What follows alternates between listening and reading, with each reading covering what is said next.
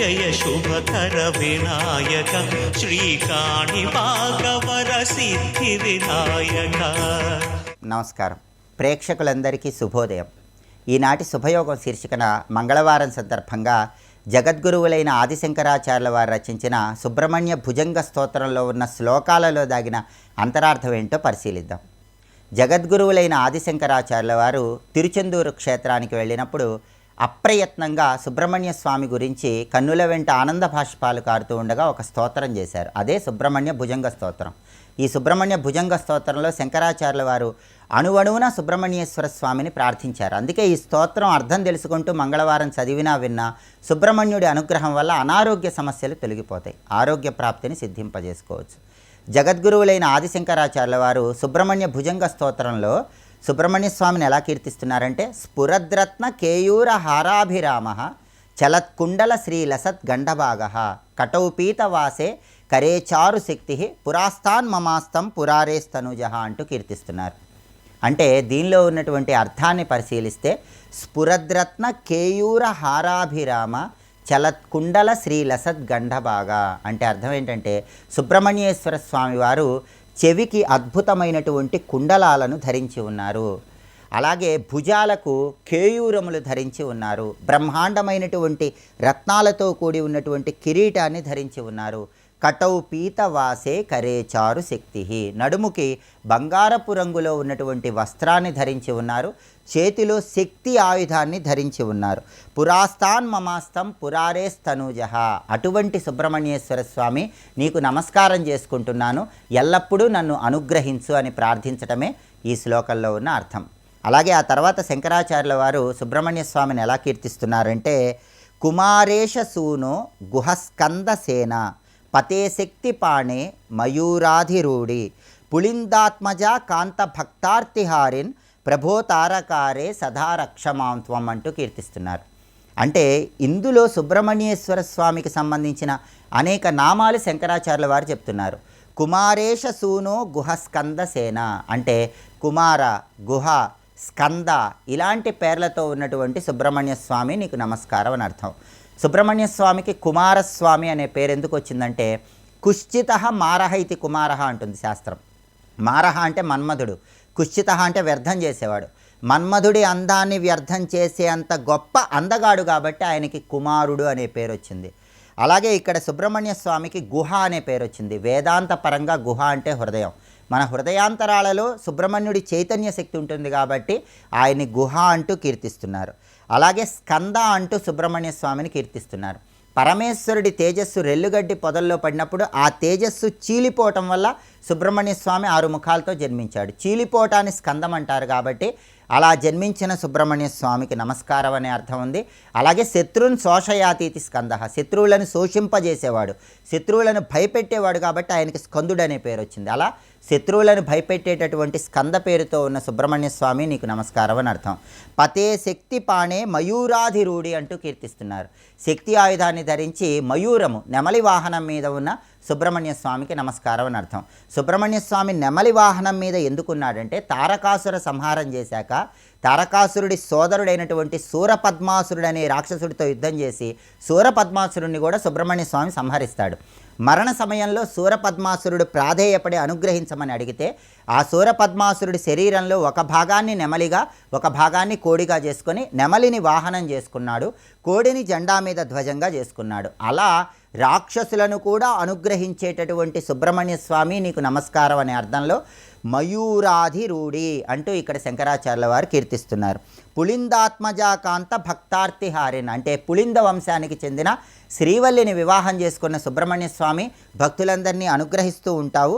ప్రభో తారకారే సదా రక్షమాంత్వం తారకాసురుని సంహరించిన నువ్వు నన్ను ఎల్లప్పుడూ రక్షించాలి అని శంకరాచార్యుల వారు మనందరి తరపున సుబ్రహ్మణ్య స్వామి నామాలలో ఉన్నటువంటి వైభవాన్ని, విశేషార్థాన్ని తెలియజెప్తూ ఈ శ్లోకం చెప్పారు. అది ఈ శ్లోకంలో ఉన్న విశేషార్థం. రేపటి శుభయోగం శీర్షికన మాస శివరాత్రి సందర్భంగా చిదంబర క్షేత్రంలో ఉన్నటువంటి అద్భుతమైనటువంటి రహస్యాలేంటో, చిదంబరంలో పరమేశ్వరుడు చిత్సభలో ఆనంద తాండవం చేయటం వెనుక ఉన్నటువంటి పౌరాణిక రహస్యం ఏంటో పరిశీలిద్దాం. నమస్కారం.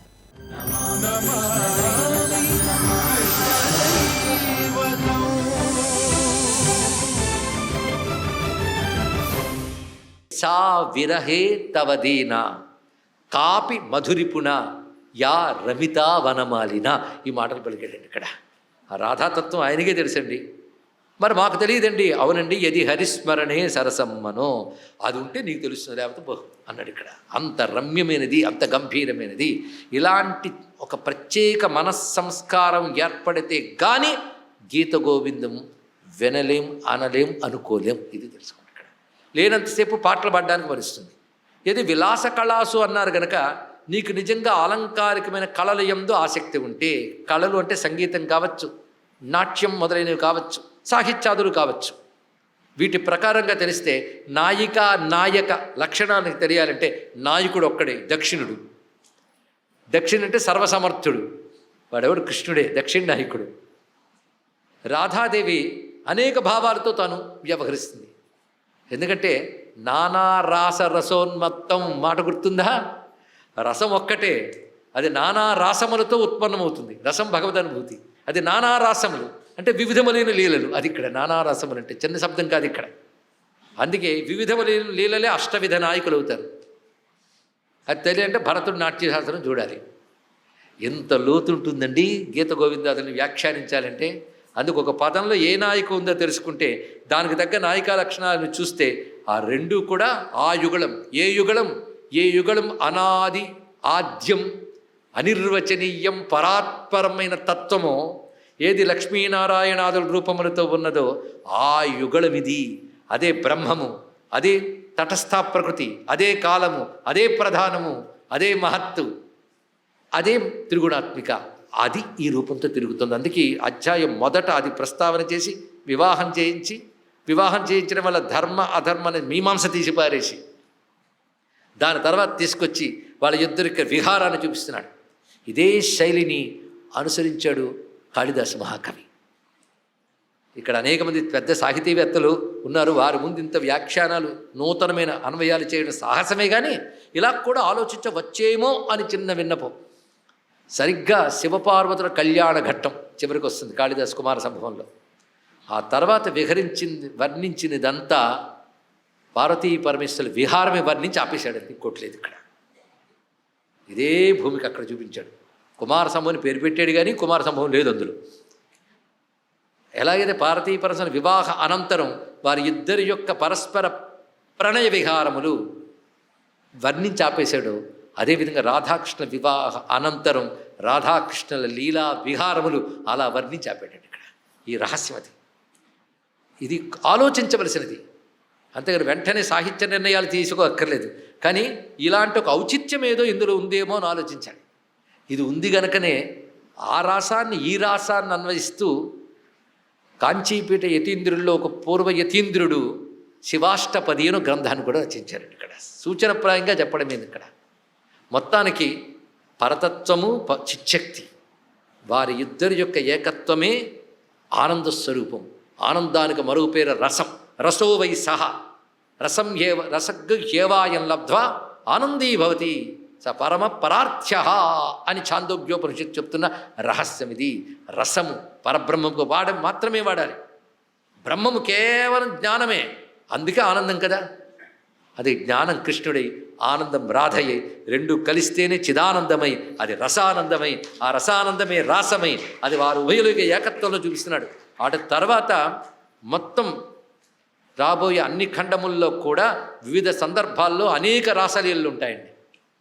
భాగవతంలో 5 అధ్యాయాలు మాత్రమే రాసపంచాధ్యాయం. గర్గభాగవతంలో అనేక రాసలీలలు ఉన్నాయి. అప్పుడు అర్థమవుతుంది నానా రాస రసోన్మత్తం. మొత్తం అది ఆ మాట చుట్టూ తిరుగుతుంది కదంతా. నానా రాసములు, ఎందుకంటే నానా జీవులకు వరమించాడుగా, అది రహస్యం ఇక్కడ. నానారస రసం, నానారసములు ఎందుకయ్యా? నానా జీవులకు వరమిచ్చాడు. శృతిరూప గోపికలు, ఋషిరూప గోపికలు, ఇంకా మైథిలి గోపికలు, కోసల గోపికలు, అయోధ్య గోపికలు. ఎన్ని విన్నారు మీరు? అందరూ ఒకలాంటి తత్వం ఉన్న వాళ్ళ, అందరికీ పరమాత్మ అంటే ఇష్టము. కానీ వాళ్ళ విన ప్రవృత్తిలో జీవలక్షణాలు ఎక్కడికి పోతాయి. అయితే పరమాత్మ యందు ప్రేమ యోగం చేత వాళ్ళు శుద్ధులైపోయారు. ఆ జీవలక్షణాల వల్ల వివిధ ఉపాధులుగా వాళ్ళు ఆవిర్భవించారు. కనుక వారి యూథములకు తగ్గట్టుగా వారికి భగవద్ రసాన్ని అనుభవించడం కోసం నానారాసములు జరిగాయి. ఇది తెలుసుకో, ఒక రాసం కాదు. అయితే మరి భాగవతంలో ఒకటే ఉందంటే సరిగ్గా చదివితే తెలుస్తుంది. క్షపాహ రంస్యథ క్షపాహ అంటాడు. ఇలాంటి రాత్రులు యందు మీరు నాతో యోగముని రసమును అనుభవిస్తారని అనుగ్రహించాడు. రాత్రుల యందు, ఒక రాత్రి కాదు, అది అనేక రాత్రులు. ఆ రాత్రుల యందు వాళ్ళు అనుగ్రహించారంటే ఇలాంటి రాసలీలు చాలా జరిగాయి అనే సూచన ఇచ్చేశాడు అక్కడ. ఒకటి మనకు వర్ణించారు ఇదే విధంగా అని. ఆ ఒకటిలో ఉన్న గోపికల తీరు మళ్ళీ వేరు. ఇవన్నీ అది అలా అర్థం చేసుకోవాలంటే ఇది కొంచెం లోతుకు వెళుతుంటే రాస పంచాధ్యాయులోనే కృష్ణ పరమాత్మ అంతర్ధానమే తిరిగి వచ్చినప్పుడు గోపికలందరూ తిరిగి వెళతారు. వెళుతున్నప్పుడు ఒక మాట అంటాడు, మనోరథాంతం శృతయో యథాయయు. భాగవతంలో సుఖయోగేంద్రుడు చెప్తున్న మాట. మామూలుగా వినేవాళ్ళకి ఇది అర్థం కాదండి. అంత తేలిక కాదు ఇది, ముందే చెప్తున్నా. ఎంత తపన ఉండాలి. మనోరథాంతం శృతయో యథాయయు. ఏం నిర్వచనం అండి ఇక్కడ? తిరిగి వచ్చిన పరమాత్మ చుట్టూ గోపికలు ఎలా గుమిగూడారంటే వేదములు కోరికల అంతాన్ని పొందినట్లుగా గోపికలు కృష్ణుని పొందారని వర్ణించాడు వ్యాస భాగవతంలో. గుర్తుందా? మనోరథాంతం శృతయో యథాయయు. కోరికలంతం అంటే ఏమిటి? ఇది కొంచెం అది వేదముల్లో పూర్వభాగం కర్మకాండ అంతా కోరికలను ఉద్దేశించే కర్మలు. ఇవి దాటిపోయిన తర్వాత జ్ఞానకాండ. అక్కడ కోరికల్లో ఏం లేదు, కేవలం బ్రహ్మం మాత్రమే. కనుక ఆ వేదములు ఏవైతే కోరికలను ఉద్దేశిస్తూ ఇష్టప్రాప్త అనిష్ట పరిహారార్థం కర్మకాండలో ఉన్న వేదములు ఉపనిషత్తులని భూమికలోకి వచ్చేటప్పటికల్లా కేవలం పరమాత్మను పొందాయో. మనోరథాంతం శృతయ యథాయయు. అది అర్థమైతే గర్గుడు చెప్పిన శృతి రూప గోపికలు అర్థమవుతారు. అంటే అలా వచ్చి కృష్ణుడు కృష్ణుడు గుమిగుండు గోపికలు ఎవరు? శృతి రూప గోపికలు. అది తెలుసుకోవాల్సింది. అలాగా సూచన ఎలా తీసుకోవాలి? అందుకే ఇది మామూలు గర్గ భాగవతం పురాణ కథ రహస్యాలు ఎప్పుడు వినని కథలు మాత్రమే కాదు. కృష్ణ రాసలీల వర్ణన కోసం గర్గ భాగవతం పుట్టింది, ఒకటి కాదు. ఇక్కడ ఇదే ప్రధాన రాసలీల.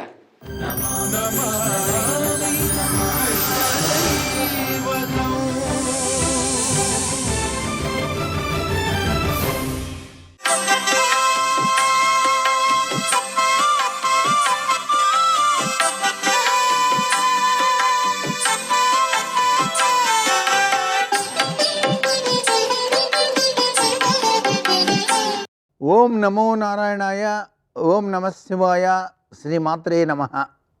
మంగళకరమైనటువంటి మంగళ గౌరీదేవిని మనస్ఫూర్తిగా ధ్యానం చేసేటువంటి చక్కటి వారం మంగళవారం. ప్రతి ఒక్కరూ కూడా జీవితంలో ప్రతినిత్యం కూడాను సర్వమంగళ మాంగళ్యే శివే సర్వార్థ సాధికే శరణ్యే త్రయంబకేం గౌరీ నారాయణీ నమోస్తుతే అని చెప్పేసి అనుకుంటే చాలు.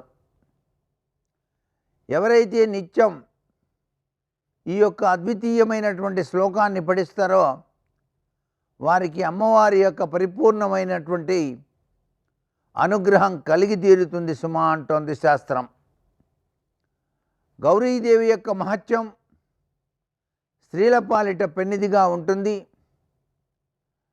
విఘ్నేశ్వరుని యొక్క వాహనమైనటువంటి మూషికాసుడు కూడాను మూషికాసుని యొక్క భార్య గౌరీదేవిని పరిపూర్ణంగా ప్రార్థించడం వల్లే విఘ్నేశ్వరుడి వాహనంగా మూషికం అయింది అనే విషయం కూడా ఇక్కడ మనం గుర్తుపెట్టుకోవాలి.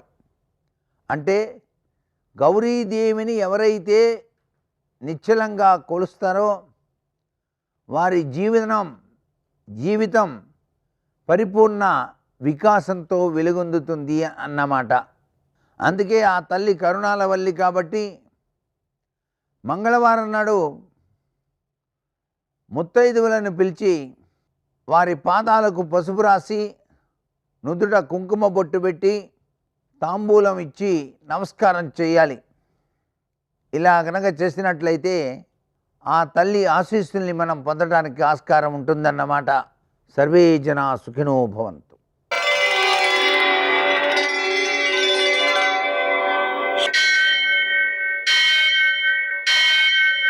సహస్రశీరుషం దేవం విశ్వాక్షం విశ్వశంభువం విశ్వం నారాయణం నారాయణం దేవమక్షరం పరమం పదం విశ్వతః పరమాం నిత్యం విశ్వం నారాయణగుం హరిం విశ్వమేవేదం పురుషస్తద్విశ్వముపజీవతి పతిం విశ్వస్యాత్మేశ్వరగుం శాశ్వతగుం శివమచ్యుతం నారాయణం మహాజ్ఞేయం విశ్వాత్మానం పరాయణం శౌర్యమథేందురింద్రపదవీ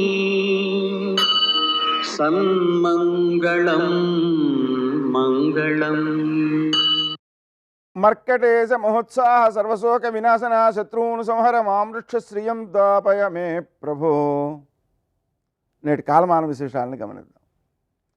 స్వస్తిశ్రీ చాంద్రమాన పరాభవనామ సంవత్సరం ఉత్తరాయణం వసంత ఋతువు చైత్రమాసం కృష్ణపక్షం మంగళవారం. సూర్యోదయం 5:49 సూర్యాస్తమయం 6:17. తిథి ద్వాదశి రాత్రి 12:13 వరకు. నక్షత్రం సదుభిడం సాయంకాలం 4:06 వరకు. వర్జం రాత్రి 10:18 నుంచి 12:51 వరకు. దుర్ముహూర్తం ఉదయం 8:19 నుంచి 9:08 వరకు. మరల రాత్రి 10:55 నుంచి 11:43 వరకు. అమృతకాలం ఉదయం 8:55 నుంచి 10:31 వరకు. రాహుకాలం మంగళవారం కాబట్టి మధ్యాహ్నం 3 నుంచి 4:30 వరకు. అష్టకవర్గు రీత్యా శుభప్రదమైన సమయం ఉదయం 11 గంటలకి. ఈరోజు విశేషం మేష సంక్రమణ పుణ్యకాలం. ఉదయం 9:34 మేష సంక్రమణం జరుగుతుంది. అక్కడి నుంచి ఒక మధ్యాహ్నం 3:30 వరకు పుణ్యకాలం ఉంటుంది. ఆ సమయంలో మనం ఏం చేయాలి అంటే నదీ స్నానం, దానం, పితృదేవతారాధన చేయడం ద్వారా ఉత్తమ ఫలితాలు సిద్ధిస్తాయి. పితృదేవతారాధన ద్వారా ముఖ్యంగా పిల్లలు అభివృద్ధిలోకి వస్తారు. వారి యొక్క బుద్ధి కుశలత సమాజోపయుక్తంగా ఉంటుంది. దాన్ని మనం గ్రహించాల్సిన అవసరం ఉంది. ఈరోజు ముఖ్య విశేషం మంగళవారం. మంగళవారం రోజున అప్పు తీర్చినట్లయితే మనకు అప్పులు తీరిపోతాయి. ఎంతో కొంత తీరుస్తూ ఉండాలి చేతనైనంత. అలాగే శ్రీ గణేశ రుణం చింది అనే మంత్రాన్ని కనుక జపించుకున్నట్లయితే 10 రకాల రుణాలు తీరుతాయి. అది మోక్షానికి ఉపకరిస్తుంది. అలాగనే రుణమోచక అంగారక స్తోత్రం, రుణమోచక నృసింహ స్తోత్రం, రుణమోచక గణేశ స్తోత్రం ఇవి చాలా బాగా ఉపకరించేటువంటి స్తోత్రాలు.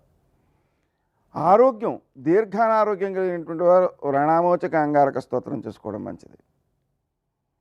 విజయాలు కావలసినటువంటి వారు, బుద్ధి కుశలత కావలసినటువంటి వారు, ఉత్సాహం కావలసినటువంటి వారు, శారీరక మానసిక ఆరోగ్యాలు కావాల్సినటువంటి వారు హనుమంతుడిని పూజించుకోవడం. ఎందుకంటే బుద్ధిర్బలం యశోధైర్యం నిర్భయత్వం అరోగిత అజాడ్యం వాక్పటుత్వంచ ఇవన్నీ కూడా సిద్ధిస్తాయి హనుమంతుని యొక్క స్మరణతో. కాబట్టి ఆ హనుమంతుడిని పూజించుకోవడం ద్వారా విజయాలు సాధించుకోగలుగుతారు. నేటి ఆణిముత్యాలు.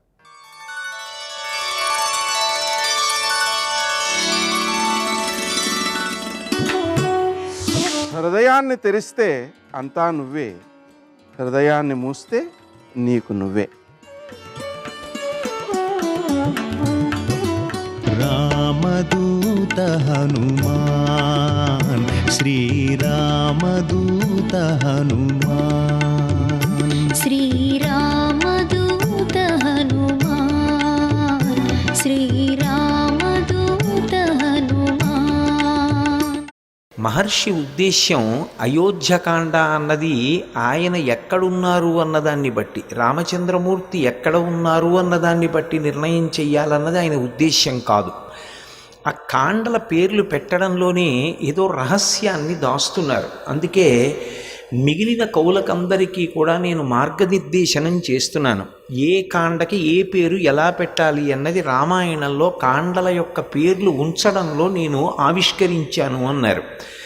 ఇది ఇతరులైనటువంటి కవులు తరువాతి కాలంలో వాంగ్మయాన్ని ఇచ్చినప్పుడు ఆదర్శంగా తీసుకొని పేర్లు ఎలా ఉంచాలో నేర్చుకుంటారు అన్నారు. ఏమిటి మహర్షి యొక్క మనస్సులోని మాట?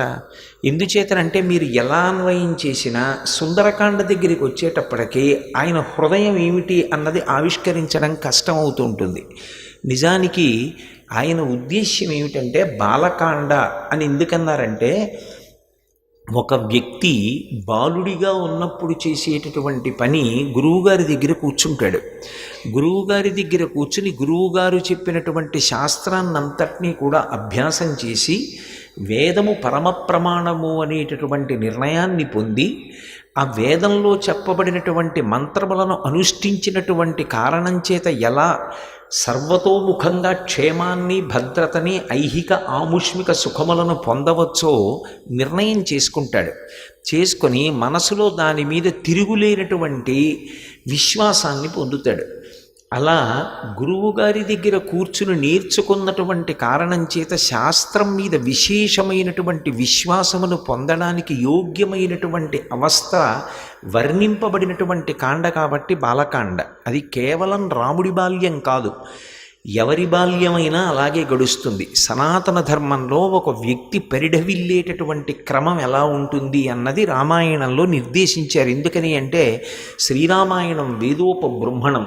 వేదవేద్యే పరే పుంసి జాతే దశరథాత్మజే వేద ప్రచేతసాదాసీత్ సాక్షాత్ రామాయణాత్మన అని చెప్పారు. వేదమే శ్రీరామాయణంగా భూమి మీద నడయాడింది. అయినప్పుడు వేదము యొక్క హృదయం ఎలా ఉంటుందో రామాయణంలో కాండల యొక్క నిర్ణయం కూడా అలాగే జరగాలి. ఒక వ్యక్తి బాల్యంలో గురువుగారిని ఆశ్రయించి శాస్త్రమునందు శ్రద్ధ పొందేటటువంటి క్రమాన్ని ఆవిష్కరించినటువంటి కాండ బాలకాండ. ఇక రెండవ కాండ అయోధ్యకాండ. అయోధ్య అంటే జయింప శక్యము కానిది అని అర్థం. దేని చేత జయింప శక్యము కానిది అంటే బాల్యంలో ఏ శాస్త్రాన్ని గురువుగారి దగ్గర అభ్యాసం చేశాడో ఆ శాస్త్రాన్నే మళ్ళీ తాను గృహస్థాశ్రమంలోకి వెళ్ళిన తరువాత అనుష్ఠాన పర్యంతంలోకి తెచ్చుకుంటాడు. అలా అనుష్ఠాన పర్యంతంలోకి తెచ్చుకుని కామాన్ని, అర్థాన్ని ధర్మంతో ముడివేసి హృదయాన్ని భగవంతుని యొక్క దేవాలయంగా మార్చుకుని దుష్టమైనటువంటి ఆలోచనలు అందులో ప్రవేశించడానికి వీలులేని దుర్భేద్యమైనటువంటి కోటగా నిర్మాణం చేసుకునేటటువంటి ప్రయత్నము జరిగేటటువంటి కాలం కాబట్టి ఆ గృహస్థాశ్రమాన్ని వర్ణించినటువంటి కాండ కాబట్టి ఒక వ్యక్తి హృదయము దుర్భేద్యమైన కోటయై భగవంతునికి దేవాలయంగా మారవలసినటువంటి ఆవశ్యకతని వర్ణించిన కాండ కాబట్టి అయోధ్యకాండ. మూడవది అరణ్యకాండ. అరణ్యకాండ ఎందుకైంది అంటే గృహస్థాశ్రమంలో ఉండి బిడ్డల్ని కన్న తర్వాత ఆ బిడ్డలు ఒక యోగ్యమైనటువంటి వయస్సుని పొంది వాళ్ళు పొందవలసినటువంటి సంస్కారములు పొందిన తరువాత ఆ బిడ్డలు ఒక పరిణతిని పొందితే ఇక వాళ్ళ జీవితాన్ని వాళ్ళు చక్కబెట్టుకోగలరనేటటువంటి స్థితి కలిగిన తరువాత యజమాని వైరాగ్యాన్ని పొందాలి. వైరాగ్యానికి ప్రతీక ఏది అంటే అరణ్యం. అందుకే ఇక వానప్రస్థాశ్రమంలో ఉన్న వాళ్ళు అరణ్యంలోకి ప్రవేశిస్తూ ఉంటారు. అలా వైరాగ్యాన్ని పొంది భగవంతుణ్ణి చేరుకోవడానికి కావలసినటువంటి ప్రయత్నాన్ని మొదలు పెడతారు అన్నది వేద హృదయాన్ని ఆవిష్కరించడం అరణ్యకాండ. ఇక అరణ్యానికి వెళ్ళి వానప్రస్థంలో ఉన్నటువంటి వ్యక్తి చెయ్యవలసినటువంటి పనిని నిర్ణయించి ఆ సౌందర్యాన్ని ఆవిష్కరించే కాండ కాబట్టి సుందరకాండ. సుందరకాండ దగ్గరికి వచ్చేటప్పటికీ వేదంలో చెప్పబడినటువంటి జ్ఞానకాండని ఆత్మవిచారం చేస్తాడు. ఆత్మవిచారం చేసి లోపలే ఉండేటటువంటి బ్రహ్మ పదార్థాన్ని, ఆ పరబ్రహ్మాన్ని దర్శనం చెయ్యడానికి అంతర్ముఖ ప్రయాణం మొదలు పెడతాడు. ఇక బాహ్యంలో కదలికలు ఆపేసి ధ్యానమునందు లోపలికి ప్రవేశించి ఈ లోపలే ఉన్నటువంటి ఆ పరబ్రహ్మస్వరూపిణి అయినటువంటి అమ్మవారి యొక్క దర్శనాన్ని పొందడానికి చేసేటటువంటి ప్రయత్నాన్ని ఆవిష్కరించేటటువంటి కాండ, ఆ ఉపాసన రహస్యములను ఆవిష్కరించేటటువంటి కాండ, సంసారమును తరించేటటువంటి మార్గం ఎలా ఉంటుందో చెప్పేటటువంటి కాండ కాబట్టి అలా ప్రయత్నం చేసినటువంటి యోగి పైకి బాహ్యంలో ఆయన అందంతో సంబంధం లేకుండా ఆయన పైకి ఎంత వికారంగా కనిపించినా ఆత్మ సౌందర్యం ఉన్నవాడెవరో వాడు నిజమైన సుందరుడు. సర్వం శ్రీ ఉమామహేశ్వర పరబ్రహ్మార్పణమస్తు. స్వస్తి.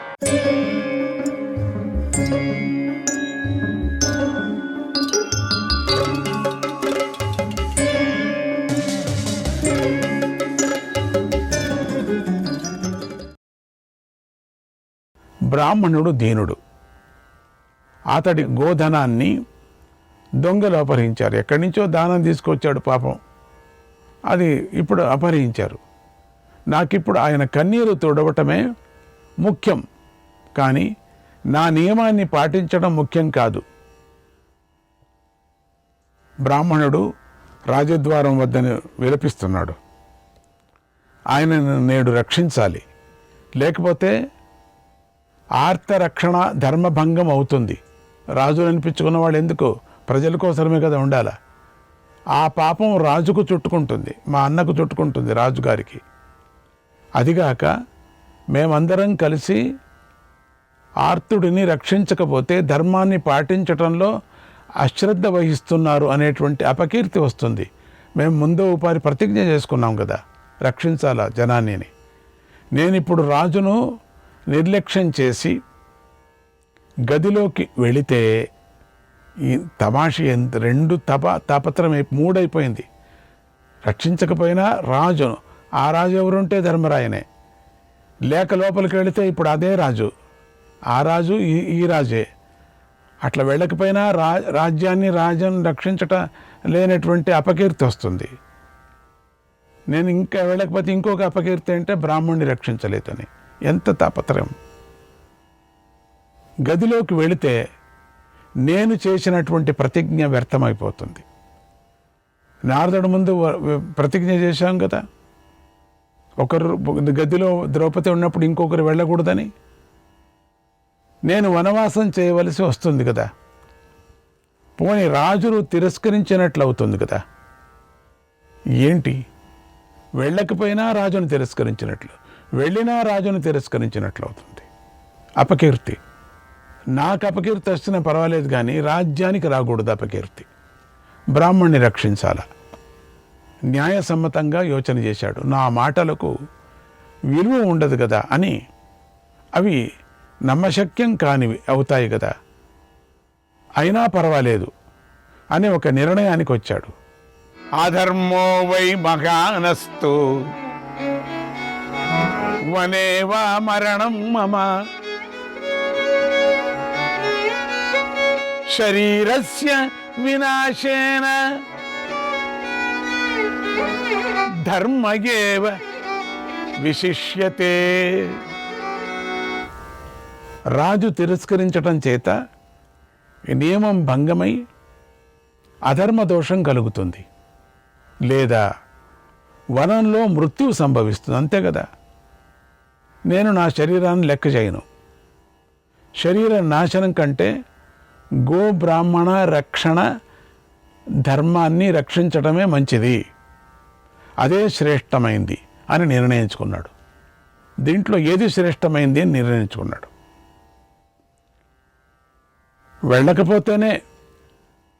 నేను వెళ్ళకపోతే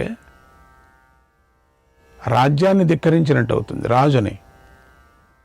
వెళ్ళితే రాజును రెండు చూడండి, రాజును మళ్ళీ ధిక్కరించినట్టు అవుతుంది. వెళ్ళకపోతే రాజుని ధిక్కరే. ఎంత తాపత్రయించు. నేనే కదా దానికి తప్పు ఒప్పుకునేది, బాధపడేది నేనే కదా.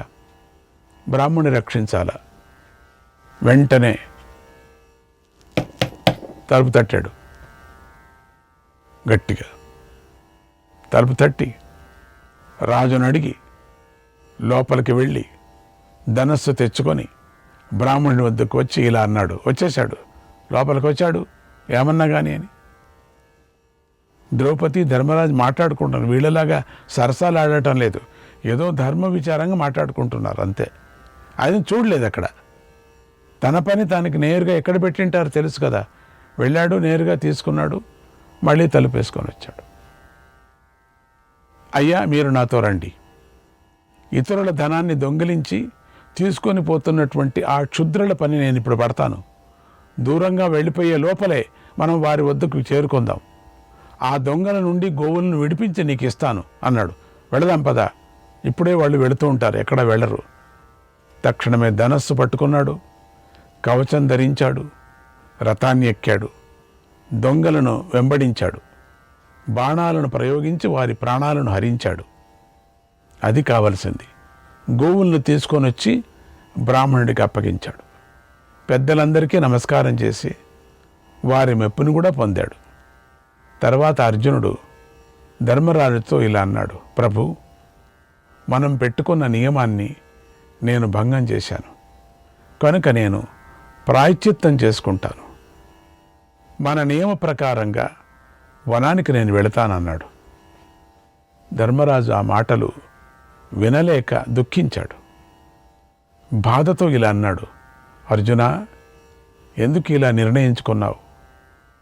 నువ్వు నా మాటలను పాటించాలి అనుకుంటే నేను చెప్పేది విను, నా మాట విను.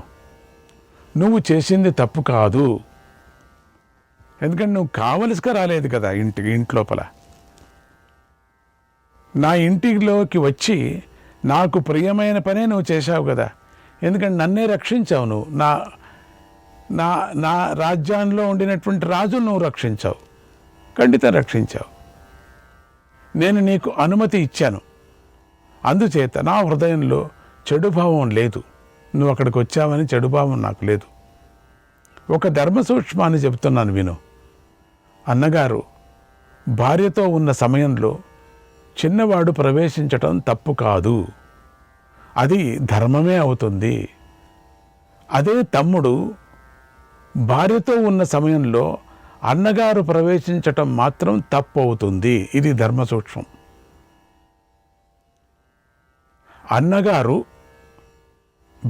తన భార్యతో ఉన్నప్పుడు చిన్నవాడు, నువ్వు చిన్నపిల్ల, చిన్నవాడు లోపలికి వస్తే అది తప్పు కాదది. అదే చిన్నవాడు భార్యతో ఉన్నప్పుడు పెద్దవాడు వెళ్ళకూడదు.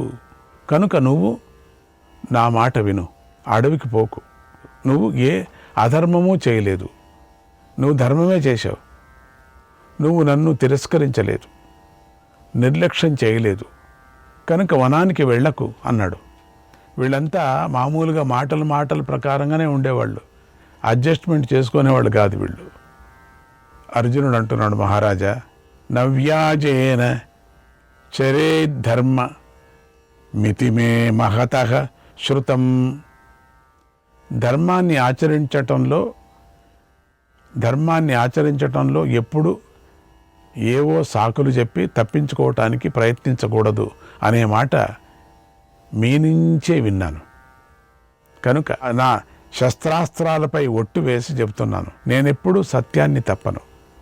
నేను అడవికి వెళ్ళటానికి అనుమతించు, నీ ఆజ్ఞ లేకుండా నేను ఏ పని చెయ్యను అన్నాడు. అర్జునుడు దృఢ నిర్ణయానికి కట్టుబడి ఉన్నాడని ధర్మరాజు గ్రహించాడు. అది నారదుడి ముందర చెప్పిన మాట కదా. అడవికి వెళ్ళటానికి అనుమతి ఇచ్చాడు, ఇంకేం చేస్తావు, 1 సంవత్సరం వెళ్ళాలా.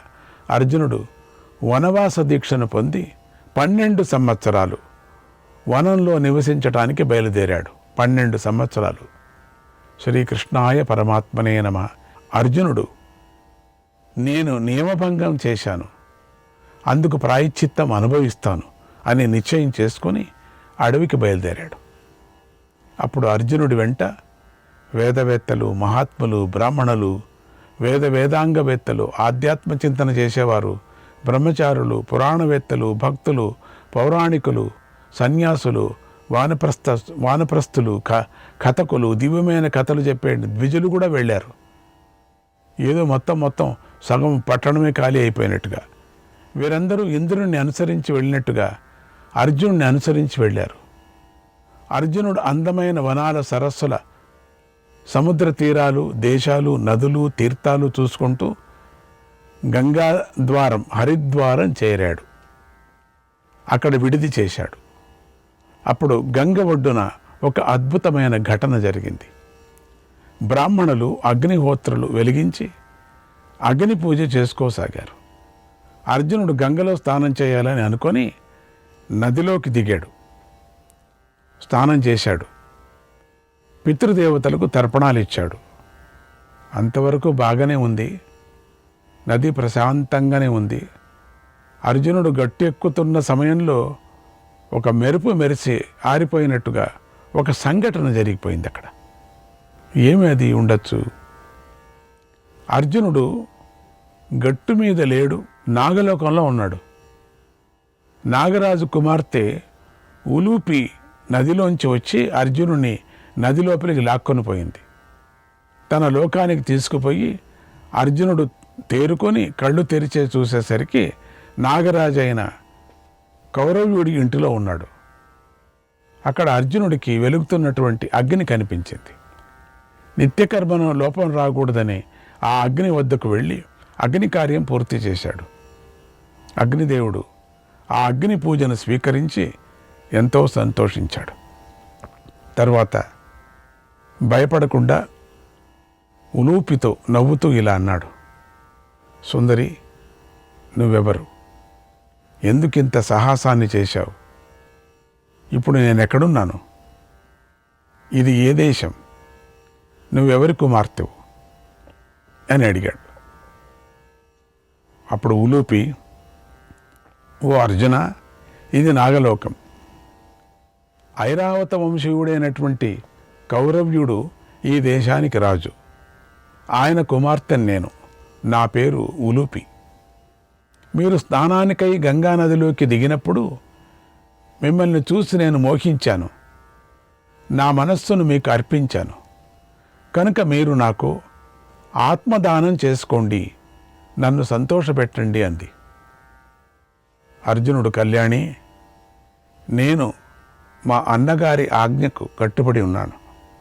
ఆయన చెప్పినట్లుగా నేను నడుచుకోవాలి. నేను 12 సంవత్సరాలు నియమాలను పాటించాలి. అయితే తీయని నీ మాటలు నన్ను సంతోషపెట్టాయి. కనుక నీకు సంతోషం కలిగించాలనుకుంటున్నాను. ఇది సత్యం. నేనెప్పుడూ అబద్ధం చెప్పను. ఇప్పుడు నాకు అసత్య దోషం రాకూడదు, ధర్మలోపం జరగకూడదు. నీకు సంతోషం కలగాలి.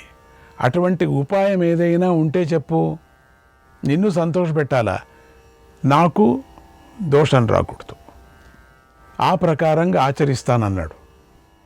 ఉలూపి, ఓ పాండునందనా, మీరు ఎవరి ఆజ్ఞ ప్రకారం నియమాన్ని పాటిస్తున్నారో తెలుసు. ఎందుకు వనవాసం చేస్తున్నారో కూడా తెలుసు. మీరు ద్రౌపది కారణంగా నియమాన్ని పెట్టుకున్నారు. ఆ నియమాన్ని ఉల్లంఘిస్తే 12 సంవత్సరాలు వనవాసం చేయాలనుకున్నారు. ఈ విషయము నాకు తెలుసు. ధర్మాన్ని ఆచరించటం కోసమే ధర్మరాజు నిన్నిలా ఆజ్ఞాపించాడు. ఇక్కడ ధర్మలోపం జరగదు. పరిత్రాణం చ కర్తవ్యం ఆర్తానాం పృథులోచన. ఓ అర్జున, ఆర్తులను రక్షించటం క్షత్రియుల ధర్మమై ఉంది. నేను ఆర్తురాలను. నన్ను రక్షించటం నీకు ధర్మమై ఉంది. నేను నీ భక్తురాలిని. నన్ను స్వీకరించు. ఆర్తుడిని రక్షించడం సత్పురుషుల ప్రథమ కర్తవ్యమై ఉంది. నిన్ను శరణు వేడుతున్నాను. నన్ను రక్షించు. నేను నిన్ను ఇష్టపడుతున్నాను. నీ సమాగమాన్ని కోరుకుంటున్నాను. నా కోరిక తీర్చి నన్ను సంతోషపెట్టు అంది. అర్జునుడికి ఆమె చెప్పిన విషయం ధర్మబద్ధంగా తోచింది. ఉలూపి చెప్పినట్లుగా చేశాడు. నాగుల భవనంలో ఆ రాత్రి గడిపాడు. తెల్లవారగానే సూర్యోదయ సమయంలో భవనం నుండి బయటకు వచ్చాడు. ఉలూపి కూడా అర్జునుడితో వచ్చి మళ్ళీ అర్జునుడిని గంగ ఒడ్డున దిగబెట్టింది. అర్జునుడికి ఇలా వరమిచ్చింది. దత్వా వరమజేయత్వం జలే సర్వత్ర భారత సాధ్యా జలచరాక సర్వే భవిష్యతి న సంశయః భవిష్యతి న సంశయః. నీటిలో నువ్వు అజేయుడు అవుతావు. నిన్నెవరూ జయించలేరు. జలచరాన్ని నీకు వశమైపోతాయి. అన్నీ కూడా, జలచరాలన్నీ కూడా, ఇందులో సంశయం లేదు అని వరమిచ్చి, ఆవిడ నాగకన్య కదా, వరమిచ్చి మామూలు మనిషి కాదు కదా, అంతర్ధానమై తన భవనానికి చేరుకుంది. అప్పుడు ఉలూపి యందు అర్జునుడు అందగాడు, బలవంతుడు, అదృష్టవంతుడైనటువంటి ఐరావంతుడు అనే పుత్రుణ్ణి పొందాడు ముందుకు కావాల్సి వస్తుంది మనకి వీళ్ళంతా. శ్రీకృష్ణాయ పరమాత్మనే నమః. గంగా తీరంలో జపతపాలు చేసుకుంటూ ఉన్నటువంటి బ్రాహ్మణులకు అర్జునుడు ఒక రాత్రి మొత్తం కనిపించలేదు. వారికి కంగారు పట్టింది, భయం కలిగింది. తెల్లవారుగానే మళ్ళీ అర్జునుడు కనిపించేసరికి అందరికీ ఆనందం కలిగింది. వారికి భయం కూడా తొలగిపోయింది. ఏం మాయా ఇది అనుకున్నారు. అర్జునుడు వారి మనస్సులోని భావాలు గ్రహించి రాత్రి జరిగిన కథనంతా వారికి చెప్పాడు. ఉండింది ఉన్నట్టుగా చెప్పాడు. తర్వాత అర్జునుడు హిమాలయం ఉన్న దిక్కు వైపుకు వెళ్ళాడు. బ్రాహ్మణుడు అతడి వెనుక కూడా వెళ్ళారు. దారిలో అర్జునుడికి అగస్యవటం, వశిష్ఠ పర్వతం, భృగుతొంగం అనే ప్రదేశాలు కనిపించాయి. అక్కడంతా స్నానాలు చేసి పూజ చేసుకున్నాడు. పవిత్రమైన కర్మలను కూడా ఆచరించాడు. తర్వాత బ్రాహ్మణులు నివసించటానికి గృహాలు ఏర్పాటు చేశాడు. వారి అనుష్ఠానానికి ఇబ్బంది లేకుండా వేల గోవులను సమకూర్చి పెట్టాడు. తర్వాత అందరితో కలిసి ప్రయాణం చేశాడు. దారిలో హిరణ్యబిందు తీర్థం కనిపించింది. అక్కడ స్నానం చేసి అనేక పవిత్ర స్థలాలను దర్శిస్తూ హిమాలయ పర్వతం వద్దకు చేరుకున్నాడు.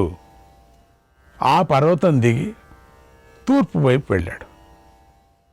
దారిలో అనేక తీర్థాలను దర్శిస్తూ నైమిషారణ్యం చేరుకున్నాడు. ఉత్పలిని నది, నంద, అపరనంద, కౌశక్తి, మహానది, గయాతీర్థం, గంగా నదులను దర్శించాడు. ఇలా అర్జునుడు అన్ని తీర్థాలను, పవిత్రమైన ఆశ్రమాలను దర్శిస్తూ తనను తాను పవిత్రం చేసుకున్నాడు. ఆయా పవిత్రమైన ప్రదేశాల్లో బ్రాహ్మణులకు అనేక గోదానాలు చేశాడు. అంగ, వంగ, కళింగ దేశాల్లోని కొన్ని పవిత్ర తీర్థాలను కూడా చూశాడు.